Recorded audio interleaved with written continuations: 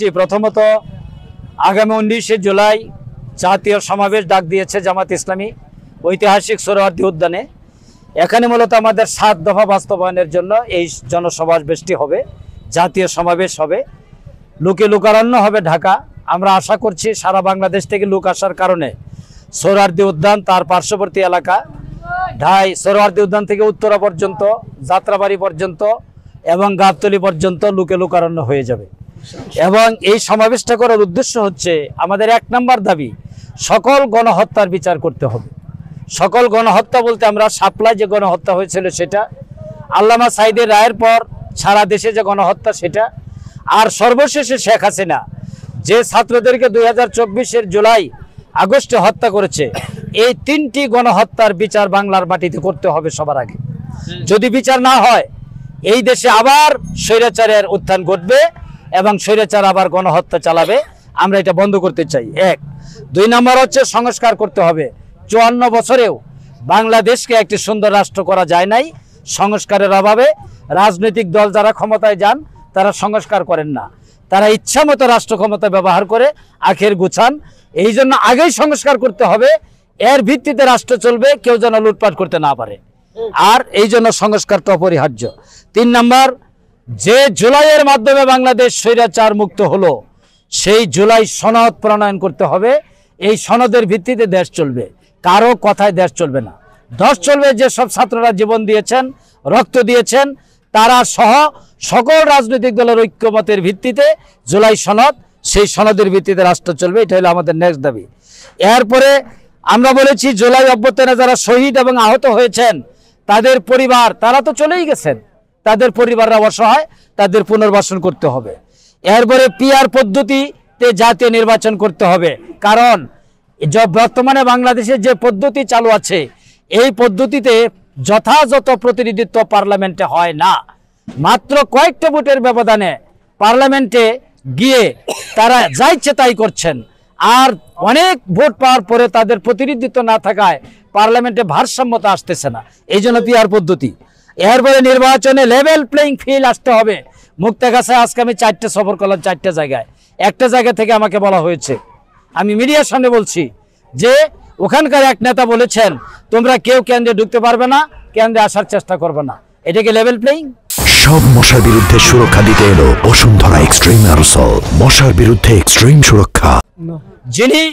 যিনি আগেই ভোটের খবরই নাই, ফেব্রুয়ারি মাসে ভোট হবে এটা ঘোষণা দেওয়া হয়েছে, এখন থেকে বলা শুরু করেছেন তোমরা কেন্দ্রে আসতে পারবে না। ওই ধরনের ঘোষণা যে জায়গায় হয় সেটা লেভেল প্লেইং ফিল্ড নয়।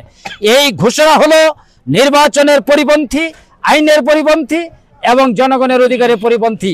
এই ঘোষণা দানকারী সবাই বিরুদ্ধে আইনের ব্যবস্থা নিতে হবে, তাইলে লেভেল প্লেইং ফিল্ড হবে। এটা জামাত দাবি করেছে। এরপরে প্রার্থীদের ভোট, অর্থাৎ প্রবাসী বাংলাদেশের 1,50,00,000 লোক দেশের বাইরে আছেন, তাদের ভোট দেওয়ার ব্যবস্থা করতে হবে। একটা সিস্টেম আছে পৃথিবীর বিভিন্ন দেশে। এই 7টি দাবির ভিত্তিতে জামাত 19শে জুলাই জাতীয় সমাবেশের ডাক দিয়েছে। এবং জামাত এখানে দলীয় স্বার্থ একটাও না, সব জনগণের স্বার্থ।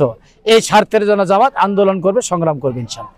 সবাইকে ধন্যবাদ। আচ্ছা, আপনার যে পিআর পদ্ধতি নিয়ে রিজভী সাহেব যে কথাটা বলছে, যে বিএনপি ছাড়াও অন্য দলগুলো হচ্ছে আপনার শিশু, এতিম, এই কথার প্রেক্ষিতে আপনার একটু কথা।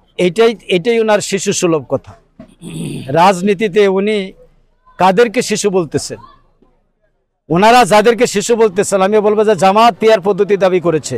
1991 সালে জামাত ইসলামী 18টা সিট পেয়েছিল।